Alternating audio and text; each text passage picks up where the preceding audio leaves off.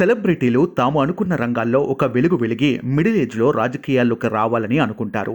ఇప్పటికే సినీ స్టార్స్ ఎంతోమంది రాజకీయాల్లో సత్తా చాటుతున్నారు. ఈ మధ్య క్రికెటర్స్ కూడా పొలిటికల్ ఎంట్రీ ఇస్తున్నారు. సచిన్ రాజ్యసభ సభ్యుడిగా కొనసాగాడు. ప్రస్తుతం గౌతమ్ గంభీర్ ఢిల్లీ నుంచి ఎంపీగా కొనసాగుతున్నాడు. ఇక తాజాగా మరో స్టార్ క్రికెటర్ పొలిటికల్ ఎంట్రీకి సిద్ధమైనట్లు వార్తలు వైరల్ అవుతున్నాయి. ఆ స్టార్ క్రికెటర్ మరెవ్వరో కాదు, టీమిండియా మాజీ లెజెండరీ ప్లేయర్ యువరాజ్ సింగ్. యువరాజ్ సింగ్ రాజకీయ ప్రవేశానికి రంగం సిద్ధమైనట్లు వార్తలు వినిపిస్తున్నాయి. రానున్న లోక్సభ ఎన్నికల్లో యువీ అదృష్టం పరీక్షించుకోనున్నాడని బీజేపీ తరపున యువరాజ్ సింగ్ బరిలోకి దిగే అవకాశాలు ఉన్నట్లు గాసిప్స్ సోషల్ మీడియాలో చక్కర్లు కొడుతున్నాయి. పంజాబ్లోని గురుదాస్పూర్ నుండి యువరాజ్ సింగ్కు బీజేపీ లోక్సభ ఎన్నికల టికెట్టు ఇవ్వవచ్చని వివిధ మీడియా సంస్థలు వార్తలు ప్రచురించాయి. దీంతో యువీ పొలిటికల్ ఎంట్రీపై చర్చ జరుగుతుంది. ఇదే జరిగితే బీజేపీకి మైలేజ్ గెయిన్ అవుతుందంటున్నారు పొలిటికల్ క్రిటిక్స్.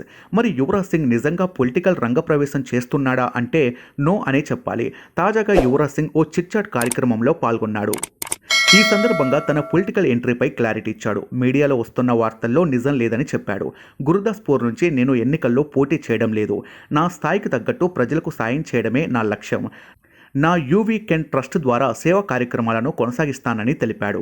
కాగా ప్రస్తుతం యువరాజ్ సింగ్ వ్యక్తిగత జీవితాన్ని ఎంజాయ్ చేస్తున్నాడు.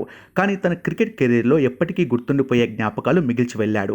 2007 టీ20 ప్రపంచ కప్లో ఒకే ఓవర్లో కొట్టిన 6 సిక్సర్ల గురించి ఎంత చెప్పుకున్నా తక్కువే. ఆ ఇన్నింగ్స్లో యువరాజ్ సింగ్ కేవలం 12 బంతుల్లోనే టీ20లో ఫాస్టెస్ట్ 50ని పూర్తి చేశాడు. క్రికెట్ చరిత్రలో ఇదో సంచలనం. 2011లో జరిగిన ప్రపంచ కప్ విజయంలోనూ కీలక పాత్ర పోషించాడు.